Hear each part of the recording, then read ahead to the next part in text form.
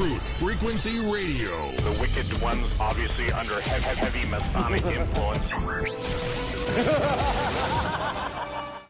Welcome, friends, listeners, viewers, and readers from across America and around the world. I am your host, Zen Garcia. This is Secrets Revealed, and as always, I'm just honored to be here with you today and to have a chance to share fellowship and to speak about all things esoteric.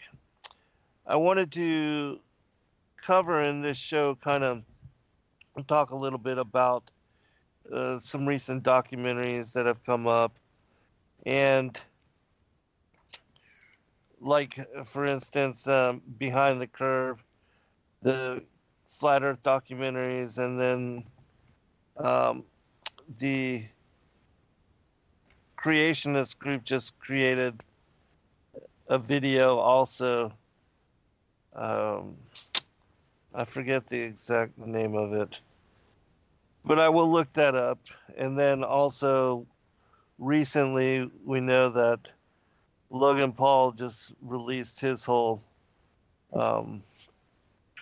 spoof, which was a farce, and basically, the flat earth community got played in all of that, and it's not a good thing, but at least it does generate some interest in flat earth, even though for a lot of people it will just be made to look nonsensical and unworthy of introspection, which is sad, because truly, as far as understanding cosmology and confirming that the earth is not a sphere, that is something that anybody can do anywhere in the world and quickly come to such revelation. And in doing so, it forces you beyond a shadow of a doubt to have to reconsider paradigm for where one thought they were in world. I mean, there's really no two other ways about it, that anybody anywhere can check as far as line of sight and do a visual laser test over 2, 3, 4, 5 miles stretch of water. And that's really all you need, because in that small stretch of space, there should be enough curvature for one to determine if it actually, and this is something that many people have confirmed for themselves. They've done the examination, looked out, and have seen, because all of us, in the different parts of the world, wherever we live, there's something of interest, some kind of monument or island or lighthouse or something of interest. The Statue of Liberty, the Chicago skyline, whatever it is. There's some kind of structure which we can come up with in our mind wherever we may live, and can go and examine and do an investigation, and looking out at that particular object of interest, wherever it may be, especially if it is sitting upon water, that being able to see it and have line of sight over 10, 20, 30 miles, even greater distances than that. And especially now that people are doing a lot of this infrared research, that you are able to see way beyond. I mean, we're talking with the infrared hundreds of miles. And I mean, that absolutely proves, verifies. It's impossible, as far as what people say, and with regard to being able to actually see if there were true curvature, then one would not be able to see and experience and visually examine, look upon something in the manner that we are able to. I mean, it's an impossibility. And so those kind of things confirm without a doubt that what they say and with regard to the curvature of the earth and that it exists, no, it's confirmable. Um, oh, okay, yeah, I was looking up the name of that the creation guys put out. It's Faith on the Edge, which is, a biblical attempt to debunk flat Earth and the truth of it. And like I said, there's no debunking it because there is no curvature, and neither is the Earth moving at 1,037 miles an hour. And so those two things, which have been scientifically verified and addressed by different investigators, scientists over centuries now. The Michelson-Morley, Sagnat-Ares failure, Michelson-Morley Gale, and others have conducted experiments where, being heliocentrists themselves, they were attempting to determine the velocity and the rate at which the Earth was moving in orbit around the sun and spinning, because it would have to complete one full rotation every day in order to give us the 24-hour day as depicted in the heliocentric model, that there should be one full movement of night and day. And if the sun is the center of the so-called solar system, and all of the planets are moving in orbit and spinning like a top as they do so, rate of velocity that the Earth would have to be moving in order to complete one full rotation, giving its circumference is 24,901 miles, which interestingly is a breakdown of that is moving at 18.5 miles per second.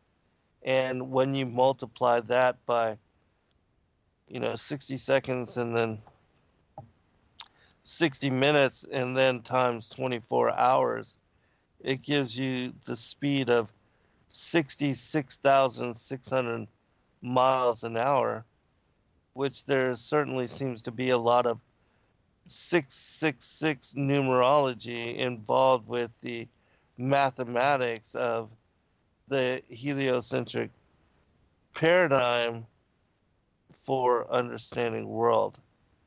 And do I think that to be Coincidence? Absolutely not.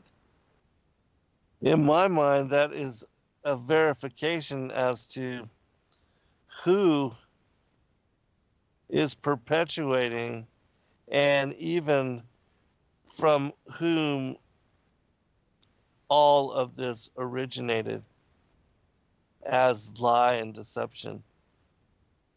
And it's also my opinion that what we see with regard to the Sumerian mythos that, you know, 6,000 years ago in the cuneiform text and the Sumerian mythology, they have depiction of a heliocentric worldview, and they count from the outside in the planets, beginning with Nibiru being caught. You know, they give this whole creation story like the Enuma Elish, where Nibiru is captured by the gravitational force of the outer planets, Neptune and Uranus, and being pulled in, it then is caught in a trajectory that gives it an orbit where it comes and cycles once every 3,600 years around the sun and crosses the ecliptic there where the asteroid belt is said to be. And that supposedly the moon, one of its moons, the west wind, had come into conflict with the planet that had been there previously, that this was um, a part of the old Earth, and that it was gutted by this moon, and it left the asteroid belt and then also shifted what was remaining of the Earth. They called it the planet Key, I believe, and shifted it to the inner orbit inside of that of Mars, and then supposedly the Earth became the third planet in orbit around the sun. And it's also said that, you know, because Nibiru was moving in a trajectory that was opposite to that of the other planets, that it affected them to such degree that some of them wobble, and Venus, for instance, is said to now spin in the opposite direction. Now, whether any of that is true or not, that is the mythos associated with the Enuma Elish and the creation story of the so-called solar system. And this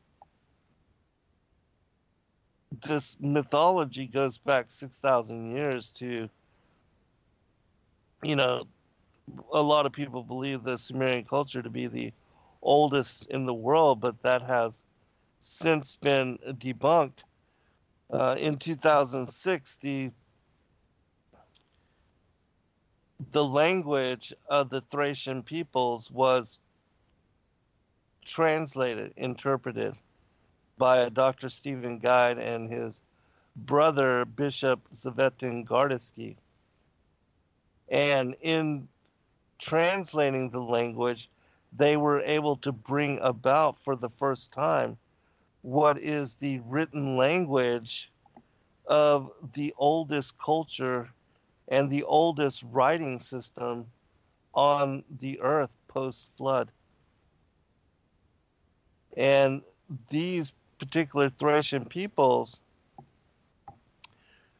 well, what is interesting about them is that they were Christians, and they also believed in the cosmology as depicted in Genesis, with regard to the earth being covered over by a firmament and the stars being placed within it, that they hold circuit and have a movement where they are um, cycling through the tabernacles, the seven heavens.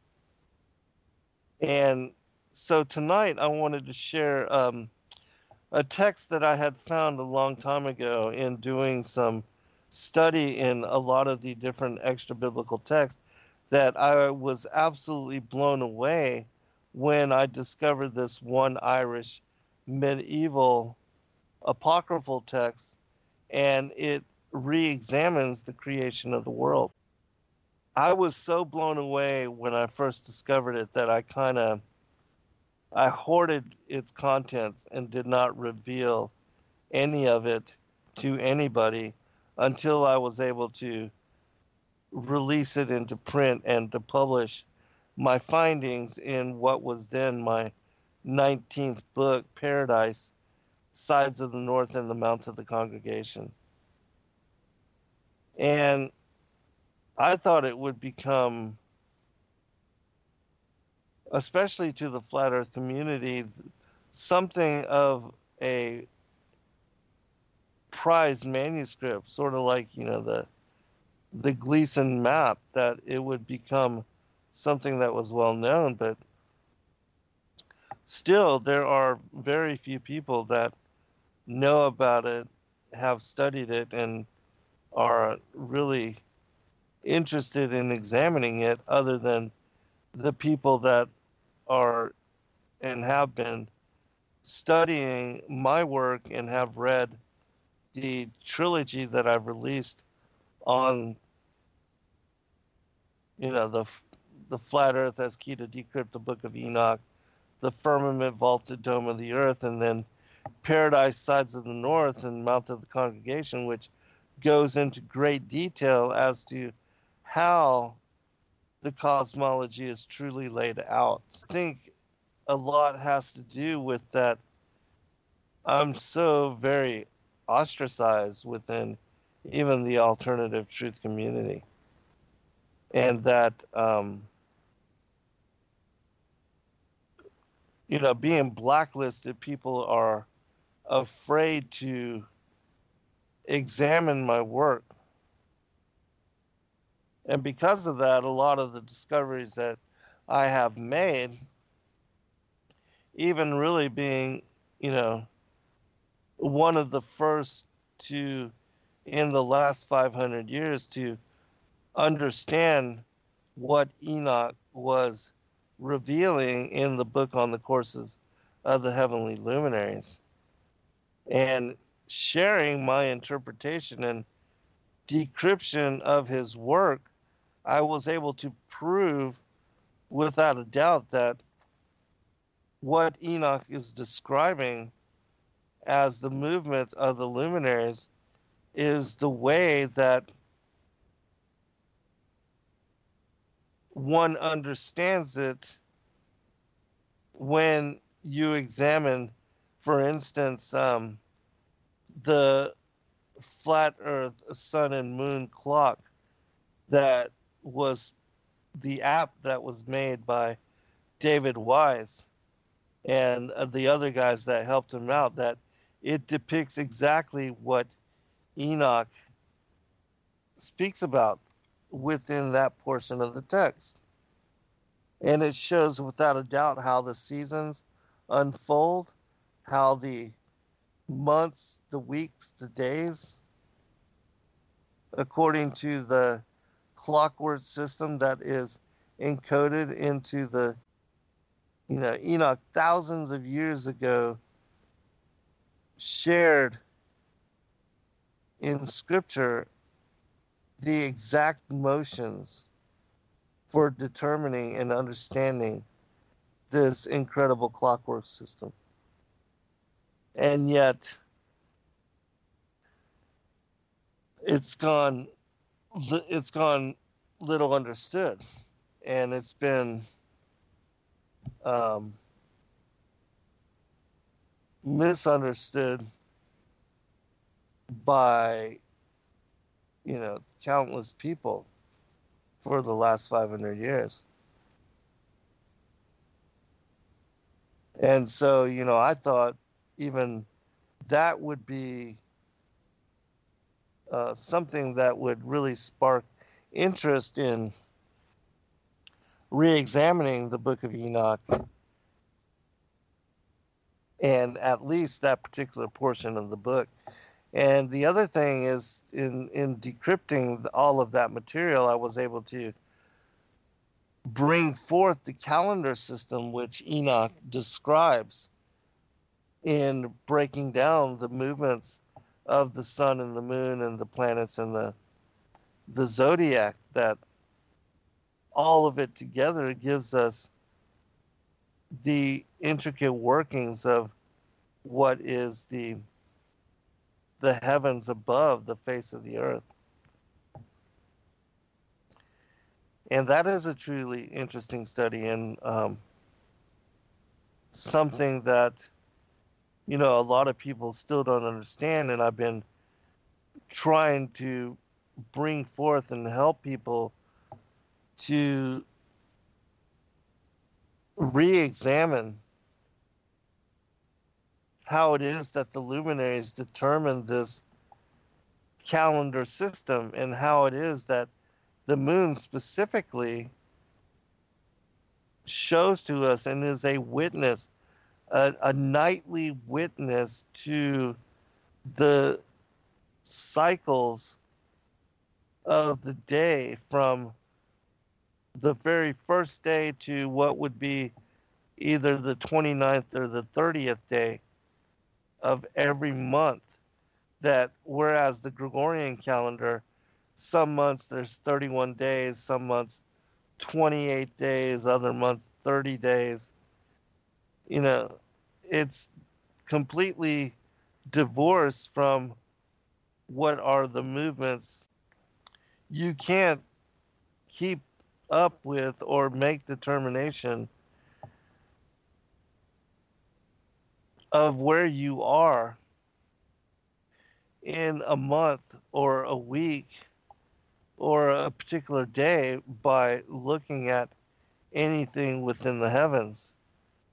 There's no alignment with the Gregorian or even the Enochian solar calendar,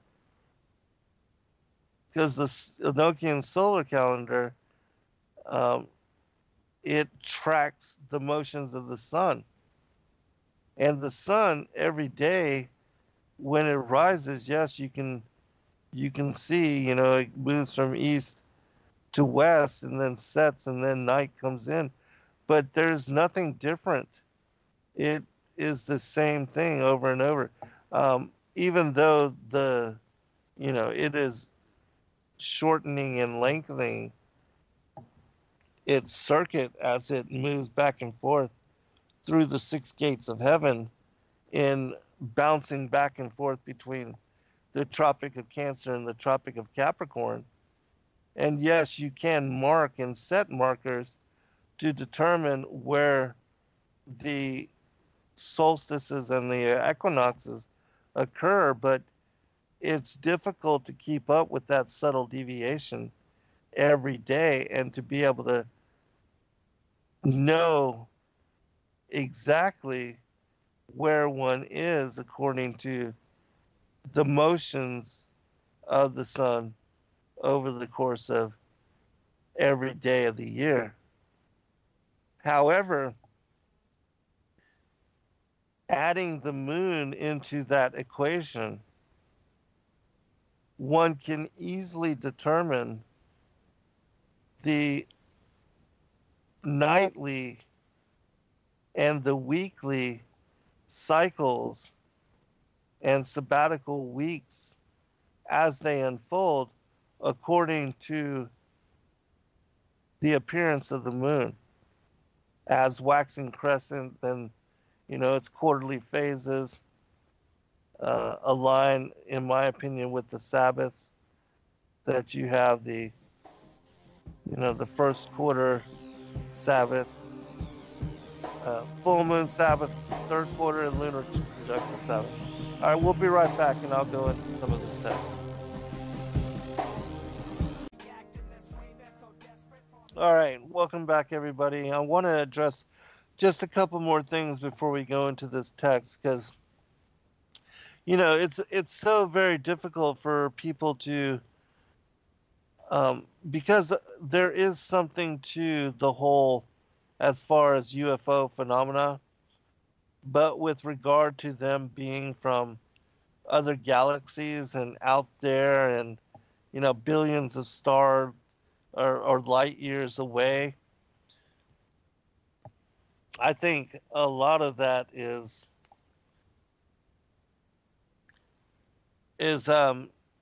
just fabrication, and that it is done so in order to get people to buy into the whole postulation, which again, you see the Sumerian mythology being the foundation for that. It describes that they created these way stations on both the moon and Mars, and that there's even, as part of their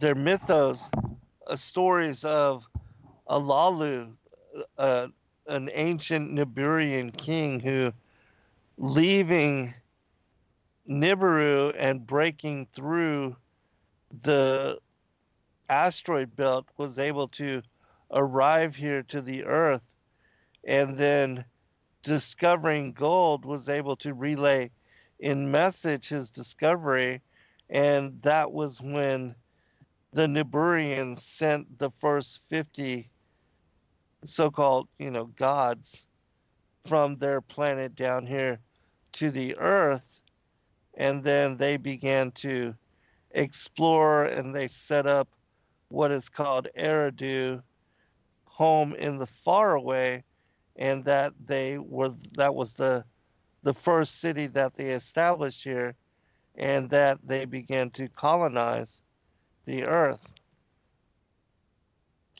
And the reason that they did all this, according to the story, was so that they could get the gold and then pulverizing it and suspending it in powder form into their atmosphere. They were able to heal a breach which caused them ecological disaster every time they came near the sun in their approach, in their orbit, when they began to near the sun, that it would wreak havoc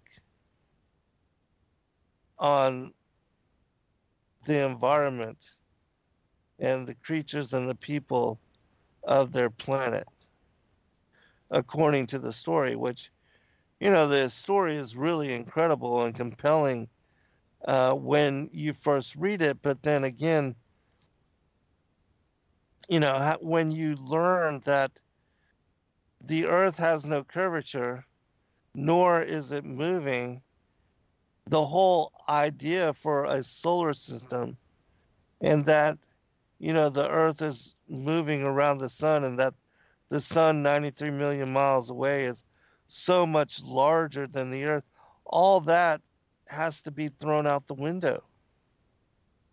And then if all of that is false, then everything that the Sumerian mythologies state about traveling from these outer planets, and even the whole creation mythology about how Nibiru was caught as a planet by the so-called net force, or the gravitation of these outer planets, and then it became, the planet of the crossing, and that it has this 3,600 year orbit.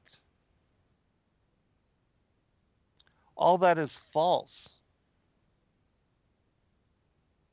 And so reconsidering and having to contend with that, two things come to mind. First, that the Anunnaki, these so-called superior gods, they are absolute liars. And not only are they liars, but they have, for whatever reason, falsified an ideology in order to drive humanity into accepting a certain mindset. And in my opinion, that mindset falls right in line with the whole Darwinian Copernican heliocentric model for understanding world. That they want us to believe that we evolved as monkeys, that evolution is real, except that there's this twist that they, as extraterrestrial alien gods from galaxies far, far away, that being millions of years in advance of humans with regard to technology capability, that they were the ones that jumped the gun on evolution and even created modern humanity here on the earth.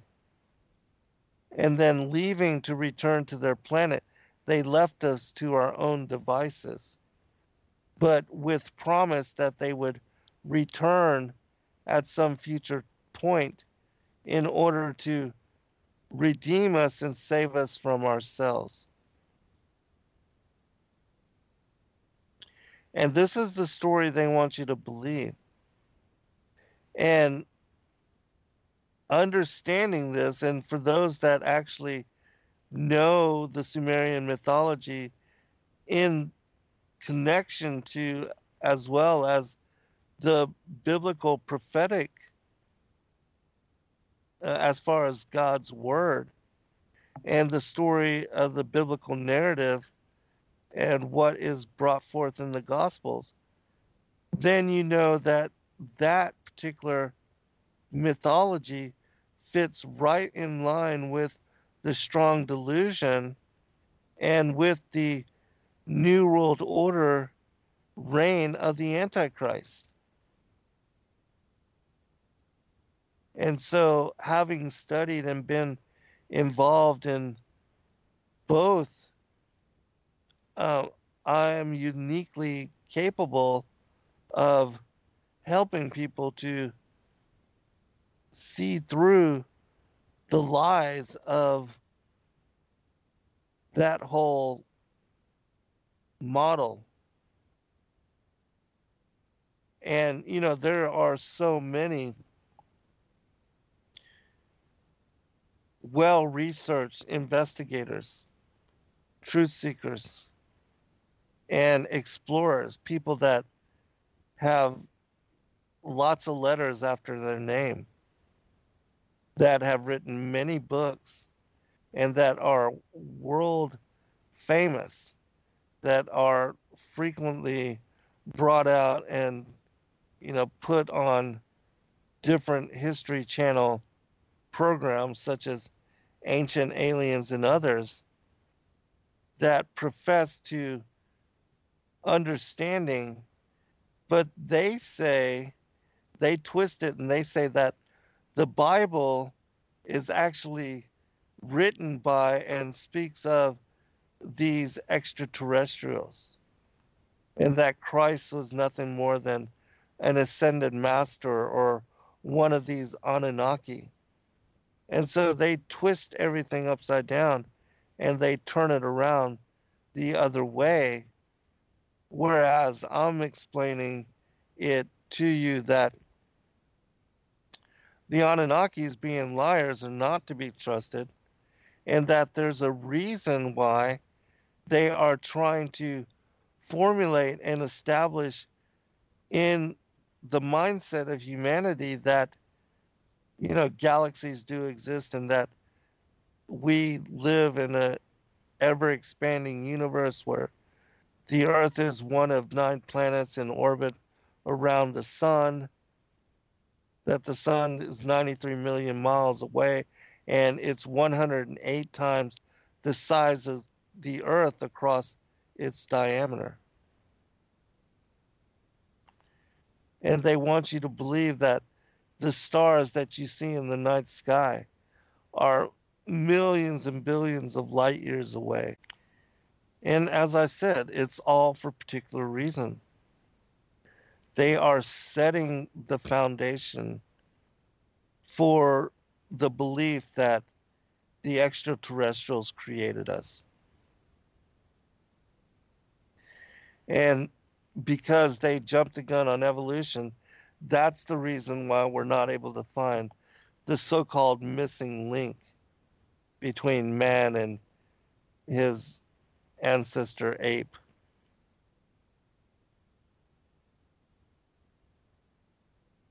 And the Bible speaks about this as the strong delusion, without a doubt that it is part of the strong delusion. Because remember, the Antichrist is going to come in and sweep away the minds, the hearts, and engage humanity and divert the worship of the Most High to himself. He's going to steal with wonder, reverence, people's reverence and people's worship of the true Savior Messiah, the Son of God, and also the Father and the Holy Spirit, the triune Godhead. He's going to divert such reverence to himself. And the way he's going to do that is by sweeping and capturing and mesmerizing everybody in strong delusion. And you can bet that there's going to be a lot of the organizations, especially the international and Vatican and United Nations supported organizations,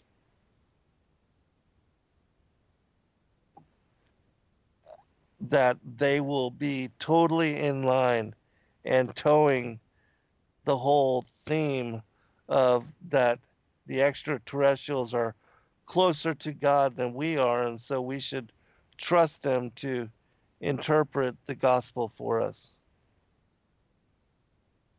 You can bet it's all coming. All right, and so I'm going to go into this particular text. It is called the Evernew tongue. It's an Irish text. It dates back to possibly, they say, between the 11th and 15th century.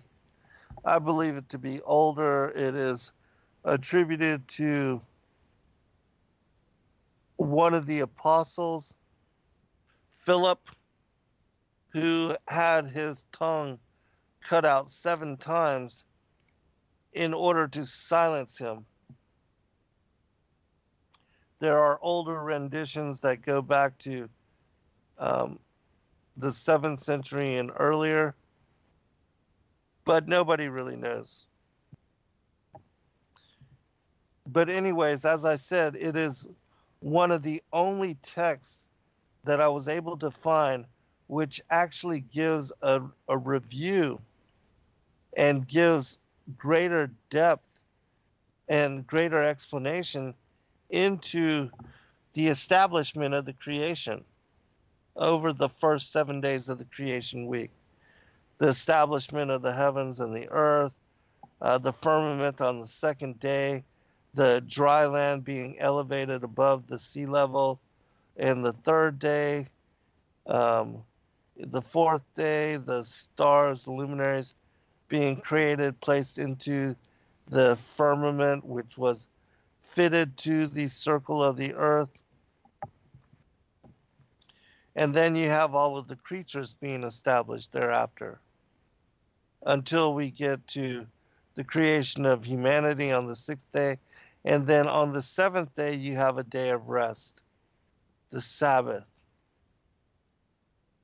And then after that day, you see the fall of humanity and Adam and Eve being cast out from paradise. They're now under the authority of death, and they are driven out of the heavenlies and find themselves now banished here to the earth where the fallen angels, the archons or the Anunnaki, have been previously expelled to. And it will speak about all this in this particular model as well, which is fascinating because it confirms my studies on the primeval world age and the destruction of that particular world age, and also how it was that the war in heaven, the division between light and darkness, all of that led to what is our modern age under Adam and Eve, the last 6,000 years, and what will be also the millennial reign, adding that to that particular timeline.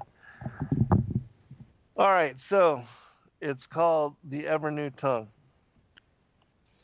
In the beginning, God created the heavens and the earth.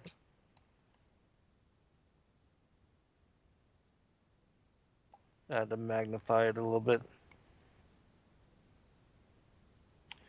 In the beginning, God created the heaven and the earth, the high king of the world, who is mightier than any king, higher than any power, fiercer than any dragon, gentler than any child, brighter than suns, holier than any saint, more vengeful than men, more loving than any mother, the only Son of God the Father, having given to the many tribes of the world this account of the form and the creation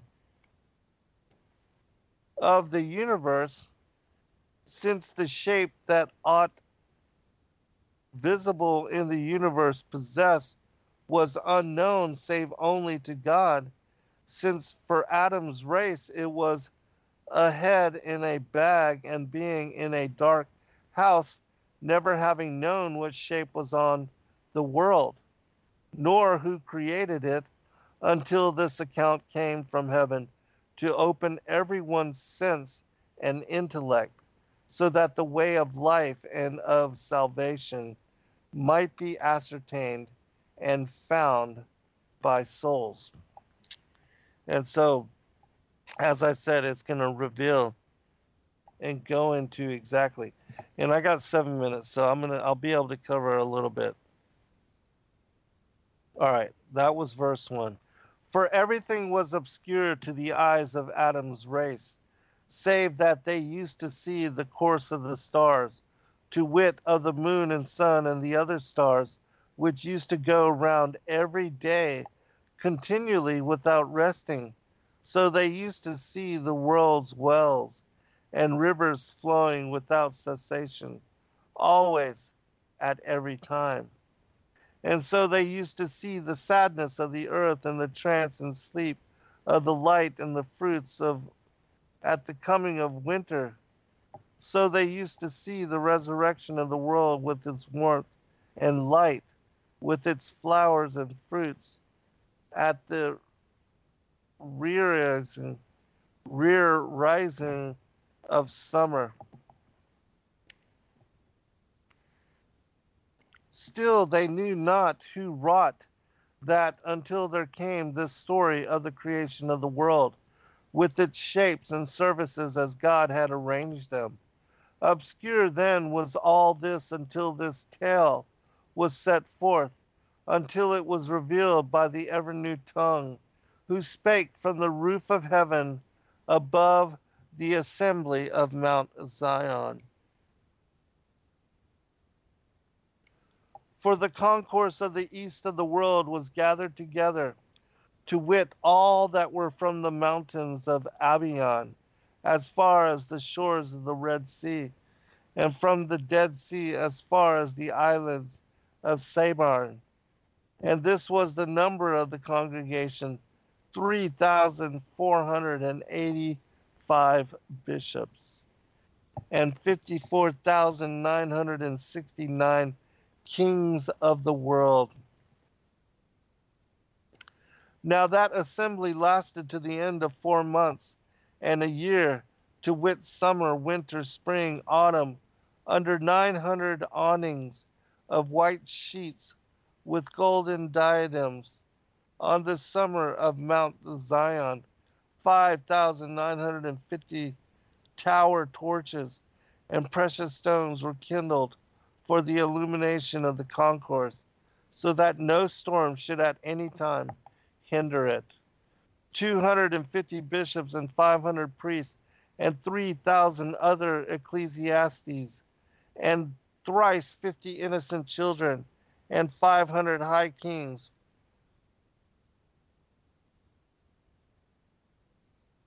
with their army before them. At midnight they would enter Jerusalem with musical voices, and at every nocturne they would come together with melodies of the gladness that is sung in the holy clouds, Gloria in excelsis Deo, etc. Then the hosts of the conquerors were going between two plains before them, as this expedition and the hosts on Mount Zion turned with the music of the gladness and with melodies of angels according to the lawful ranks of the high king. And suddenly thereafter, when it was at the end of Easter, somewhere, somewhat was heard, the sound in the clouds like the noise of thunder, or it resembled the crash of fire on an oak. Meanwhile there was a thunder blast, and suddenly was seen the solar glow, like a radiant sun in the midst of the sound. That radiant solar glow turned around and round, so that eyesight could not overtake it, for it was 7 times more radiant than that of the sun. And then suddenly, after that, somewhat was heard when the eyes of the host were expecting the sound, for they thought that it was a sign of the judgment. Somewhat was heard the clear voice that spake in the language of angels, Hixia Habia, that is, hear ye this story, O sons of men. I have been sent by God to hold speech with you. And suddenly thereafter swooning and fear fell upon the hosts. It was not a frightening without cause. The resonance of the voice was like the shout of an army, save that at the same time it was clearer and plainer than the voices of human beings. It sounds over the multitude like the cry of a mighty wind, which yet was not greater than the converse of friends among them in the ears of each other. And it was sweeter than the melodies of the world. I will probably pick it up on the other side. But basically, you see that the story is that Philip, he's called the Evernew tongue, he's sent by God when they were having this huge gathering of all these bishops and all these kings and all their families and members and their armies, and they were all gathered outside of Jerusalem. Now, I don't know if this was for the crusade or what, but there was a huge congregation of them, and they were meeting there outside of the holy city. And God sent Philip to instruct them on the creation of the world and the shape. And you're going to be amazed by what is revealed in these in the following segments. All right, we'll be right back, everyone. All right, welcome back, everybody, for second hour. I'm your host, Zen Garcia. This is Secrets Revealed here on Truth Frequency Radio, and I've been speaking about this evening as far as biblical cosmology and also the various documentaries that have come out behind the curve, um, the whole Logan Paul farce, and then the Faith on the Edge put out by the Creation guys, which, again, for them to be basing their heliocentric beliefs on the Bible, I mean, they're filtering it. They're trying to, they're filtering the Bible through scientism. And so they're imposing upon the scriptures their slant on what they believe of reality, when it should be the opposite way around, that people should open-mindedly study what the Bible says and then use the Bible to filter and bring upon perspective of how to understand the cosmos. And yet they're doing it the opposite. And for that reason is why, in my opinion, they are failing. Because again, there's no truth to the heliocentric model. And I have no doubt at all, because there's no curvature, and anybody can prove this. And if there's no curvature, there's no rotundity to the earth. If there's no rotundity to the earth, it is not a sphere. And anyways, the whole thing with, the properties of water negate that water can adhere to a ball. It will always settle out, gather together and pull, and then settle flat across the horizon. That is the natural properties of water, the natural physics of how water collects, gathers, and pulls. It can never adhere to a ball.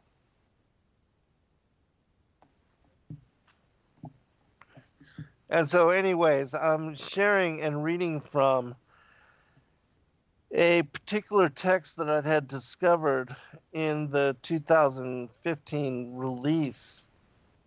I think it was 2015. Maybe it was 2016. But anyways, it's when I did the August debate with Dr. Stephen Pidgeon on the flat versus globe Earth, that particular debate. And I had finished, actually, Paradise, Sides of the North, and the Mount of the Congregation, and released it there at that particular conference. But the highlight of the release of that book was the discovery of this text, which I'm reading and sharing in portion now, because it reviews and brings forth in discussion the way that the Most High had established the earth and the universe during the first creation week. And so going back to it, because I want to be able to, well, I know I won't be able to finish the text, it's very long. But for those that are interested in it, and if you'd like to read it for yourself and review all the different passages, I have released it I pasted it in full in the final chapter of Paradise, the Sides of the North, and the Mount of the Congregation. That was my 19th book, and it was also the last installment of the Flat Earth Firmament trilogy. And it details, as I said earlier, in great elaboration, the particulars of the cosmology and of the world system that we live in. The depths of Sheol, paradise, the earth as the meeting place for what are the spiritual and the visible worlds, that there's 7 levels of heaven and 7 levels of the earth going down into what is Tartarus, the deepest level where the angels and the giants are held, bound in imprisonment for the last day's judgment. To the text, verse 9, it says, "The sages of the Hebrews answered and said, let us know from thee thy name and thy substance and thy appearance. Somewhat was heard, the Evernew tongue spake with an angelic voice. Natir, etc., that is, among the tribes of earth, in sooth, I was born, and of the conception of man and woman I have been conceived. This is my name, Philip the apostle. The Lord sent me to the tribes of the heathen to preach to them, and 9 times hath my tongue been cut out of my head by the heathen, and 9 times I continue to preach again. Wherefore this is my name with the household of heaven, the Evernew tongue. And it's because, God regrew his tongue every time they cut it out of his head. And so he was able to continue preaching. And that's why in the heavenlies he is known as the Evernew tongue. The sages of the Hebrews spake, let us know from thee what language thou speakest unto us. I said that there is the speech of angels, quoth he, and the language which I speak to you is that of all the ranks of heaven, as to beasts of the sea and reptiles, and the quadrupeds and birds and snakes and demons. They know it, and this is the language which all will speak at the judgment. I believe it's Hebrew because it says that, that's what will be restored to speaking at the end of days. This then is what has driven me to you to explain to you the wondrous tale which the Holy Ghost declared through Moses, son of Amram, of the creation of heaven and earth with all that exists therein. For 'tis of the making of heaven and earth that the tale tells, even so, and of the formation of the world, which has been effected by Christ's resurrection from the dead on this eve of Easter. For every material and every element and every nature which is seen in the world were all combined in the body in which Christ arose.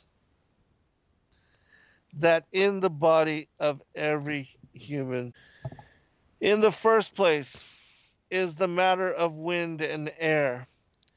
Hence came to pass the afflation of breath in the bodies of men. And then there is the matter of heat and boiling from fire. 'Tis this that makes the red heat of blood in bodies. Then there is the matter of the sun and the other stars of heaven. And 'tis this that makes color and light in the eyes of men. Then there is the matter of bitterness and saltiness, and 'tis that which makes the bitterness of tears, and the gall of the liver, and the abundance of wrath in the hearts of men. Then there is the matter of the stones and of the clay of earth, that makes the mingling of flesh and bone and limbs in human beings. Then there is in it the matter of the flowers and beautiful hues of earth, and 'tis this that makes the variegation and whiteness, the faces and color in the cheeks. All the world arose with him, for the nature of all the elements dwelt in the body which Jesus assumed. For unless the Lord had suffered on behalf of Adam's race, and unless he had risen after death, the whole world together with Adam's race would be destroyed at the coming of doom, and no creature or no creature of sea or land would be reborn. But the heavens, as far as the third heaven, would blaze, save only three heavens at the height of welkin, three heavens of the high welkin. None would abide without burning. There would be neither earth nor kindred, alive or dead in the world, only hell and heaven, had not the Lord come to ransom them. All would have perished thus without renewal. That's a very sobering passage. And it shows to us why it is that Christ had to come into the flesh to redeem humanity and to rectify the fall. Because we were not worthy, and falling into a sinful nature, we couldn't redeem ourselves. And certainly this is also part of the deception that is coming, the Antichrist deception, that they're going to tell us that we can be redeemed through the extraterrestrials, or that they can somehow bring salvation to us in whatever way, whatever, um, however it is that they convince humanity that the Antichrist has power to forgive, and that it was he that, basically redeemed us prior. For this, says Philip, I have come unto you that I may declare to you these tidings. For obscure to you is the making of the form of the world, as it hath been recounted of old. Veil, then, say the ages of the Hebrews, the sages of the Hebrews, relate to us some of the innumerable wonders which have happened there, for it is dark to us, unless it be diligently. Somewhat was heard the Evernew tongue which spake in the language of angels, saying, Laudi, in the beginning God created the heaven and the earth, and it saith, Ambila Bain, slow it were to recount through the Hebrew all that is there uttered, that there was no ordering of the colors, that there was no earth with its mountains and its tribes, nor sea with its islands, nor hell with its torments, before he said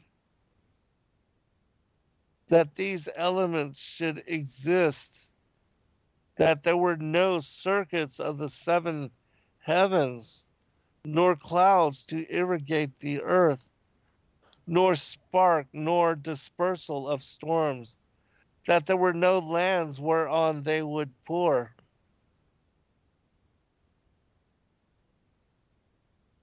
that there was neither rain nor snow, that there was neither lightnings nor blast of wind, nor thunders, that there was neither course of sun, nor vicissitudes of moon, nor variation of stars, that there were no marine monsters, that there was no sea in which they would swim, and that there were no streams, no herds, no beasts, nor birds, nor dragons or serpents.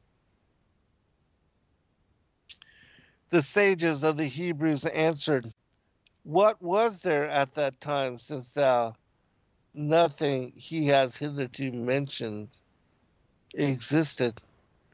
The Evernew tongue answered, every creature was with a marvel, to wit, God without beginning, without end, without sorrow or age,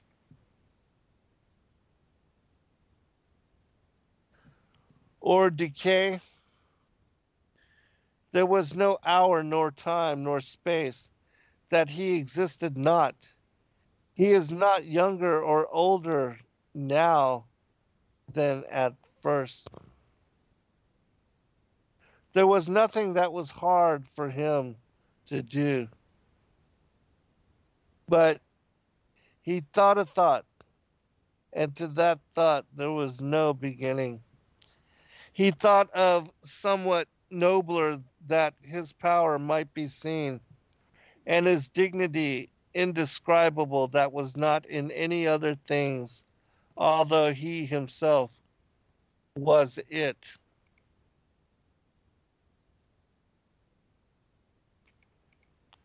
Suddenly, then, after the thought, he created light.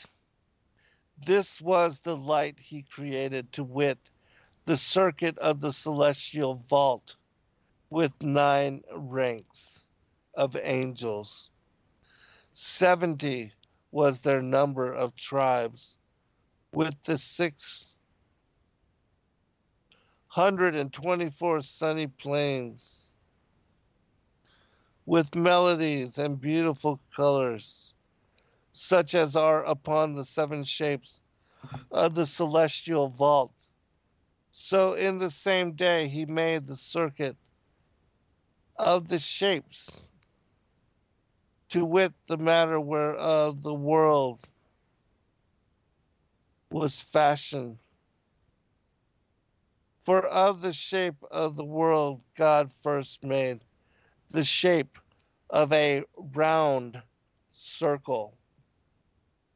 And so, the circle of the earth, as it says in Proverbs, that he encompassed the dry land upon the waters of the deep. And remember, we know that the circle was inscribed upon the waters of the deep. All right, so continuing. And then remember that the vaulted dome, he made it into a bowl shape, and it had 7 divisions, and on those 7 divisions, the 7 planets of the universe, as it is cited, the Saturn, the moon, Venus, Mars, Mercury, Jupiter, and the sun. Those are the luminaries which move in circuit above the face of the earth. All right, continuing. Here's where it gets precise.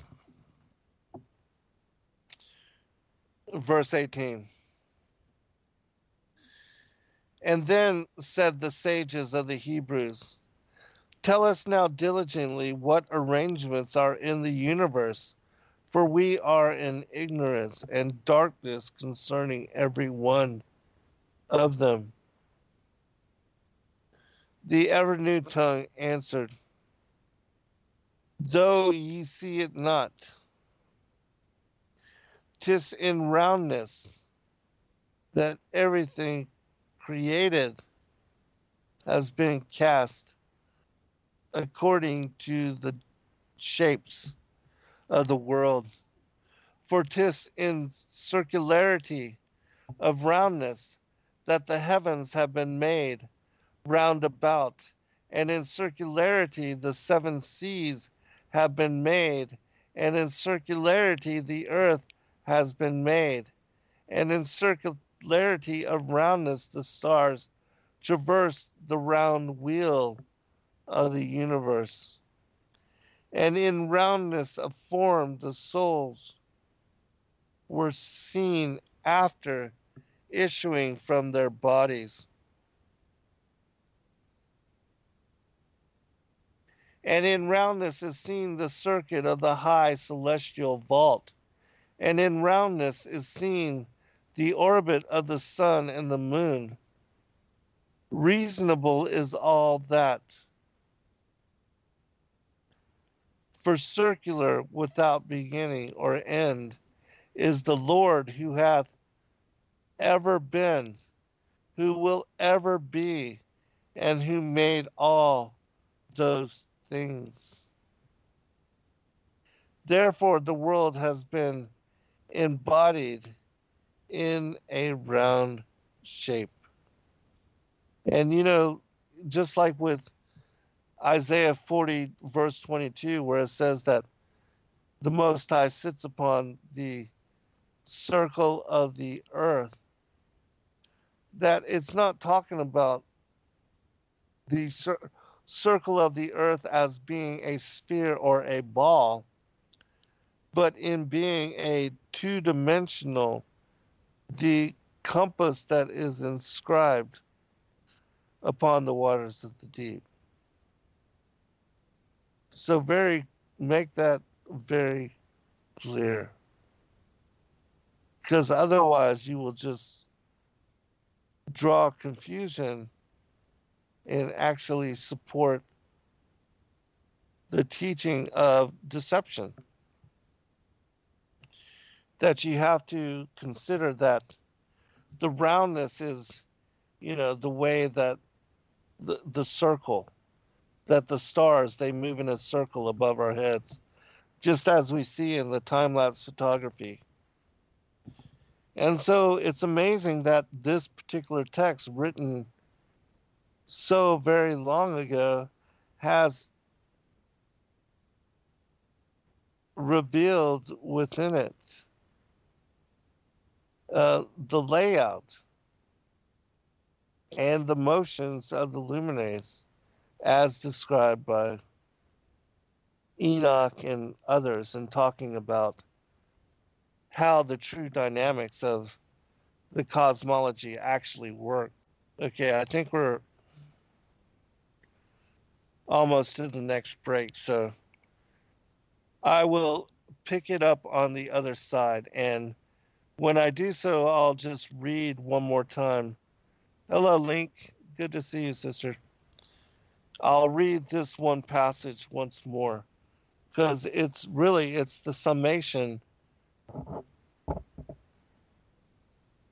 of how the creation was made in the guise of the Father. Because I didn't read this part, I don't think. Let me see. Well, anyways, it says that basically that it was made in without beginning or end, as is the Lord, who has no end but is infinity, is the infinite loop. All right, we'll be right back for final segment, everyone. All right, welcome back, everybody, for final segment. And I do want to share with all of you that I do believe that it is the final day of the Hebrew year, and that tomorrow some people will see the waxing crescent after sunset, and that will the be the first day of the month of Nisan, and the Rosh Hashanah, the beginning of the new year. And how exciting, And then I know that we've been watching the blooming of all the trees here, and the flowers and the birds regathering and everything, just celebrating in joy, which that also reminds me, at some point, I'm going to do a story and share with you about Solomon and how he was given authority over the animals and also the jinn and the demons. But what is interesting about this story, it's kind of really cool. Solomon was able to understand the language of the animals, and he was able to communicate with them. But what is so very cool about the story that is revealed in this particular text is that Solomon, understanding the language of all of the animals, that all of the different birds and all of the different creatures of the earth, they are singing praises, literally singing praises and bringing forth in exclamation, um, basically reminders to humanity about the majesty of the Most High. I mean, it's really amazing. He goes through a list of all these different songbirds and how, they are singing in different manner about the majesty of the Most High and how humanity should acknowledge and recognize and sing praise and worship and give reverence to him all moments of every day and every second of being. It's it's really remarkable because it shows to you that really the entire creation, other than humanity, that the everything and all of the different natural worlds, as far as the plants, the animals, the stones, everything is in constant prayer and gratitude to God for the abundance and the bounty of and blessing of just existence within it all. And it's beautiful because it shows to Solomon just how all moments of life are like being in church, and that the creatures are ceremoniously worshiping God all moments of being. It's a beautiful thing. It's a humbling thing as well. And it shows us, and it makes us recognize, or at least that we should acknowledge, and like the animal kingdom, that humanity is the one creature that is lost and led astray and so self-centered and ego-minded that we exclude ourselves from participation in what is the grand ritual of every moment that is taking place with the rest of creation.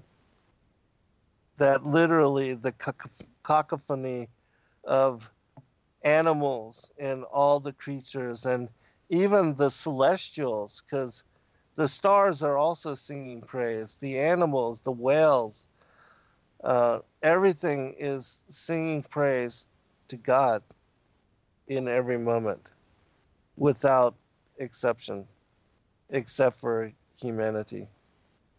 We're the only ones that break ourselves away from participating in that ritual. All right. Tomorrow link. Tonight is the lunar conjunctive Sabbath, or at least today. Sabbath is celebrated from dawn to dusk. And so this is the evening of, this is the day and the hour that no man knoweth. It's that moment of limbo where we're at the end of the lunar month and awaiting the sign of the waxing crescent. And that waxing crescent is when the shofars are sounded and the announcement to all of Israel that the new moon being spotted, two witnesses seeing them, they report to the Sanhedrin church, to the Sanhedrin council, and then the shofars were blown all across Israel, and the temple was open, and the people flooded in for what was the new moon celebration. And then they would gather for this new moon convocation and celebrate and give honor to, the beginning of a new moon, a new month, and praise the Most High for the new, what was the new lunar month. And then they understood with the appearance of Rosh Chodesh that every 7 days thereafter, that the quarterly phases of the moon would align with Sabbath. And so in some people will see it tonight after sunset, and others will see it tomorrow night. And so depending on where you are, Rosh Chodesh could be either tonight or tomorrow night.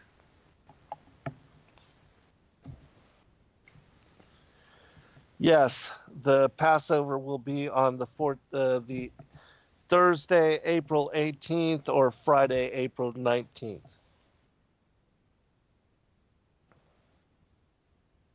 Yes, that would be the day that Christ was crucified. All right, let me get back to this text and finish this up. Rereading verse 18th. This is the Evernew tongue, which again, for those who are interested in the text, you can find it printed in full, which I don't know that I've only seen it printed in one other place, and that was in a book of Irish medieval apocrypha. And we have published it in our book of Irish medieval apocrypha as well, but you can find the long version also published in Paradise, Sides of the North, and the Mount of the Congregation, which I was so excited to discover it because it's one of those texts that confirms biblical cosmology, without doubt. All right, continuing. Then said the sages of the Hebrews, tell us now diligently what arrangements are in the universe, for we are in ignorance and darkness concerning every one of them. That's exactly where the world is. The world has no idea as to how the cosmology was made or established. And so this speaks of where the world is, caught up in scientism right now in this day and age. The Evernew tongue answered, though ye see it not, 'tis in roundness that everything created has been cast according to the shapes of the world.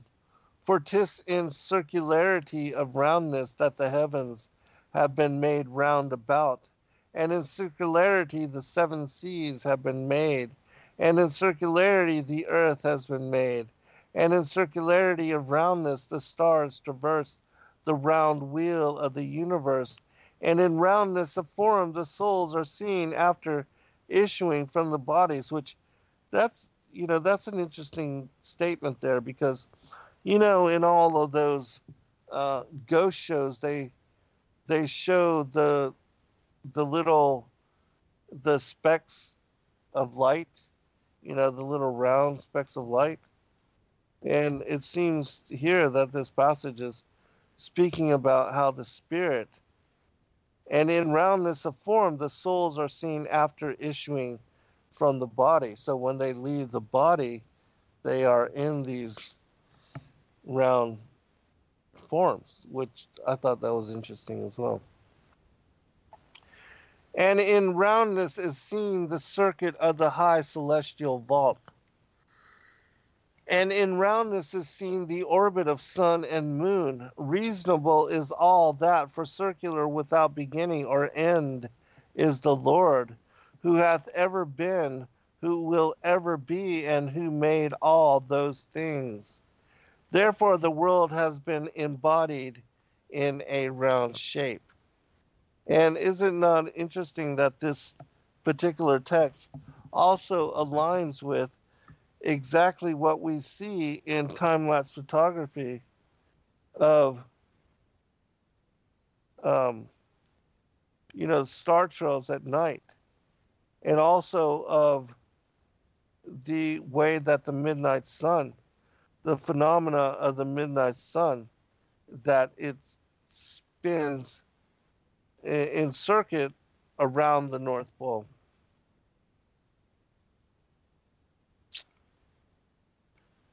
Said the Hebrew populace, a question, what was there in the round multiform circuit which was the material of the universe? The Evernew tongue answered, there was, it said, in the orbital circuit the material of the universe, to wit, cold and heat, light and darkness, heavy and weightless, wet and dry, high and low, bitterness and mildness, strength and feebleness, roaring sea and noise of thunder, odor of flowers, chant of angels, and pillars of fire. All these then were in the round multiform cloud which was made of the material of the universe, and 'tis there that the archangel, oh, no, I'm sorry, I missed a sentence. This is important too. All right, read that again. All these then were in the round multiform cloud which was made of the material of the universe, and 'tis there that the stuff of hell was produced. For hell was not made at once, not until the archangel transgressed God's will, and forsook the law of the king who had created him, together with the innumerable crowd of the angels. Till then, hell was not made, but its material was stored away in the round multiform mass out of which the universe was separated, with all the kindreds which exist therein. And if the angels whose sin had remained in the nature in which they had been created, and in the angelic radiance, the material of hell would have been turned into a beautiful bright kingdom, like unto the kingdom of the holy angels. So we see here that, just as it says in the scriptures, that hell was created for the devil and his angels. And had it not been for their rebellion, hell would have never have been created. But God created hell in order to accommodate the rebellion of Lucifer and the angels, the 1/3 of the angels, his angels, which joined him in insurrection. This then is the work of the first day on which God began the making of the world. Although it hath been written, he that liveth forever created all things at the same time. God also made the firmament between the waters, and divided the waters which were above the firmament from those that were below the firmament. Then on the second day God made the wall of the seven heavens round about with the heavenly waters. For the Lord knew when he created the world that man would transgress the commandment which was declared to him. Therefore, the veil of heaven has been set over against the faces and eyes of men, so that they might not see the blessedness of heaven and the throne of God. Which that's fascinating too, because that's absolutely true. God, the heavenly temple, and paradise are all above the vaulted dome in what Paul mentions as being the third paradise. And so God's kingdom is above our what we can see. We can't peer into unless you receive vision like many of the prophets have. But for the majority of us, looking up, we only see the underside of the vaulted dome of the earth.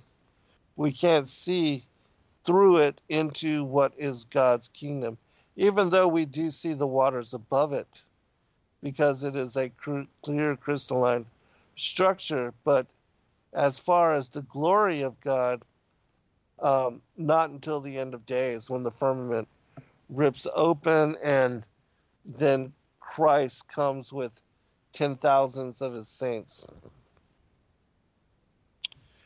The populace of the Hebrews asked, "Point out to us the hidden natures and the mysteries of the seven heavens and the five zones that surround them." The Evernew tongue answered, "The seven heavens in sooth around the world as to which ye ask are, first, the radiant, bright, cloudy heaven which is nearest to you, where outshines the moon and the scattering of stars. Over this two gleaming, flaming heavens, with of angels in them an outbreak of winds. Over these is a cold, icy heaven, bluer than any beautiful color and 7 times colder than snow, out of which shines the sun. Two other gleaming, flaming heavens. On these, where outshine the fiery stars that put fruitfulness into clouds and sea. A high heaven, fiery, splendid, is above these. 'Tis the highest of them all, on which the circuit of the welkin has been set. A sunny and fiery heaven is that wherein there are labor and harmony of melodies and choirs of angels. Now in the zones of the seven heaven are hidden the 12 shaking beasts with the fiery heads above them in their heavenly bodies. They blow 12 winds about the world. In the same zones too sleep the dragons with breaths of fire, dragons tower-headed, with disease on them in their flanks, who bring forth the crash of the thunders and blow lightnings from pupils of their eyes. Thus traverse the zones round the heaven, and the heaven hath seen 7 circuits round about the earth.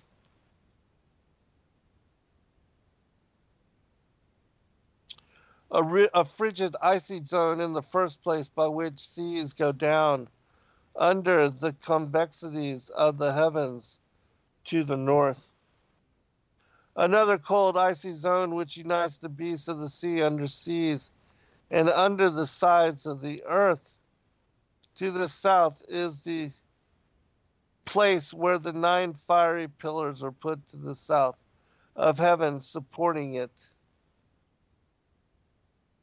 A splendid zone, the great flame of the world's assembly, which nourishes many fruits of the earth, so that it rises around the world on its breast to the west. 2 beautiful mild zones, which are the arenas of the animals that give cold and heat, and which cast abundance of diseases to the flanks of earth on every side. All right, this is the third day. Oh, of course, we're not going to be able to get through very much more, but I'll just read a couple more passages. I would have liked to have gotten to the luminaries, but we'll see. On the third day, God made lakes and many seas and many kinds of water and many forms of salt seas and the circuit of the earth with its plains and its mountains and its forests and its precious stones and in many kinds of trees. The sages of the Hebrews asked, "Tell us the many kindreds and secrets of the sea." The Evernew tongue replied, "In sooth, there are 3 waters of sea around the world, to wit, first a sea with 7 shapes under the flanks of the earth, against which hell makes a mighty noise, and against which it raises a cry round the valley. An ocean green and luminous round about the earth on every side, which brings forth flood and ebby, which casts up many fruits, and there is the third water, to wit, a flamy sea. Out of the heavens are let 9 winds, which rouse it from its sleep. 470 melodies its waves sing after it has been awakened. It makes a noise like thunder out of its wave voice, and from the beginning of the world it never ceases from flooding, and yet it was never full save on a Sunday. On Sunday it falls asleep, until the thunders of the wind are awakened by the coming of God from heaven, and by the harmony of the angels above it. Besides that, there are many kinds of seas around the flanks of the earth on every side. A red sea is the first place, with many precious stones, with the brightness of blood, with gilded colors, between the lands of Egypt and the lands of India. A sea bright sandful, with the hue of snow in the north, around the islands of Sabarn. So great is the might of its flood that its waves disperse to the lofty course of the clouds. A black waveless sea with the color of a stag beetle, so that no ship that has reached it has escaped from it, save only one boat, by the lightness of its course and the strength of its wind. And battalions of beasts, men, are found there. Then there is a sea that is set in the ocean south of the island of Ebion. On the 1st of May, its flood grows high until in winter it grows to ebb. For half the year it is in flood, for the other half always ebbing. Its reptiles and its monsters wail at the time when it takes to ebbing, and they fall into sadness and sleep. At the flood they awake and rejoice, and the wells and rivers and streams of the world increase. Though glens they go, and after a while they come. Okay, I want to skip down to. We're not going to have the time. I would have liked to have gone into the stars, but we're just not going to have time. And so perhaps, if you're interested, look up.